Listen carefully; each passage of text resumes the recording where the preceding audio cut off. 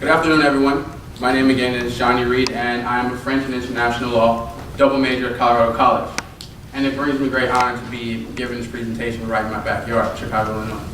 So, transforming identities, cultural hybridity, and liminality in the Francophone world. Yes, I understand that it's a very lofty title, but I guarantee you, by the end, you'll completely understand. So my journey has been an extension of my inspiration, my rite of passage that I experienced into the Francophone world, of course my study in France, and I'll end on where I am today. So what is my inspiration? My inspiration extended from just studying French as a 7th grader, flipping through textbooks at the age of 12, literally trying to understand how I could possibly live my life in these gorgeous places that I had seen in these intermediate and elementary textbooks.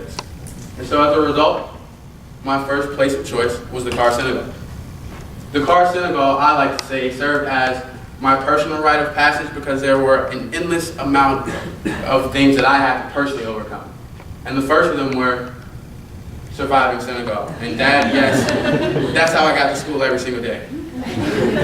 45 miles an hour on a car rapide, which translates to English as the rapid car.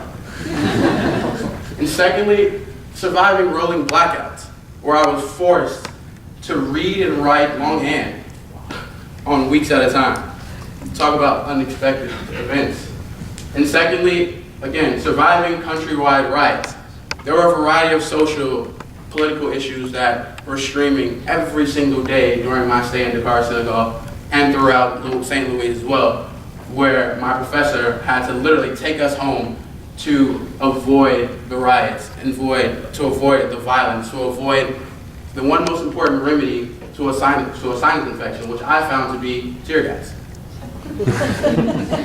And last but not least, visiting Gorée Island, visiting the House of Slaves, was one of the most transformative experiences I could have ever embraced. And inside of the House of Slaves, I got to see the slave auction arena. And as an African-American male traveling from Chicago, Illinois, growing up on the South Side, and understanding what this means at a very young age, learning about civil rights movements and slavery and such, this was the most transformative moment of my life. And therein, I got to see the point of no return. What this means is, this is the point where slaves were transferred from their barracks onto a ship and dispersed across the North Atlantic. And symbolically, this represented for me personally, like this was literally my point of no return because I made the conscious decision to begin to delve deep into the French culture. Most importantly, how France influenced West Africa. And then I went to France. So my France experience, a semester abroad, was broken down into 3 main portions. The first part was studying at the Institut de Chapter, where I was surrounded by a variety of students from all across the world, ranging from 16 years old to 48 years old, from countries varying from South America all the way to Libya to Australia to China. Important thing that I learned about Institut Turin is that language is a gateway to so many successes. And then I was immersed in French, where I had a host family who rarely spoke any English. My host father was an accountant, where my host mother was a certified nursing assistant. And on a daily basis, I would sit at this dinner table for lunch, where they would feed me less than half of what I needed to stay alive, and give French presentations every single day.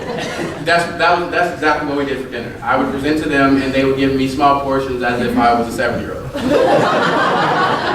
I struggled with it.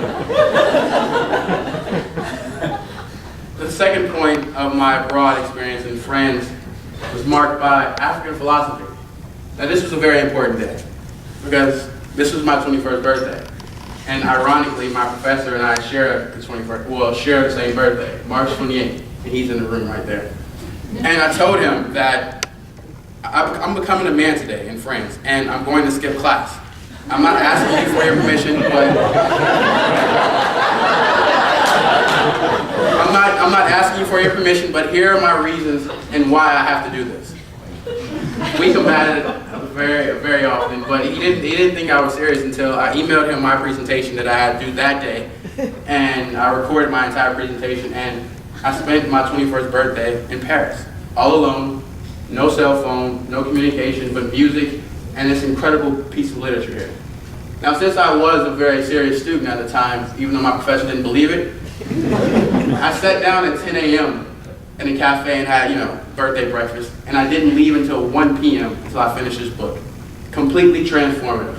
Francophone, Black Skin, White Masks is just a phenomenal piece of literature, and it literally represents my experience, which ultimately inspired me to write a 25-page paper in French comparing Black Skin, White Masks to Barack Obama's success.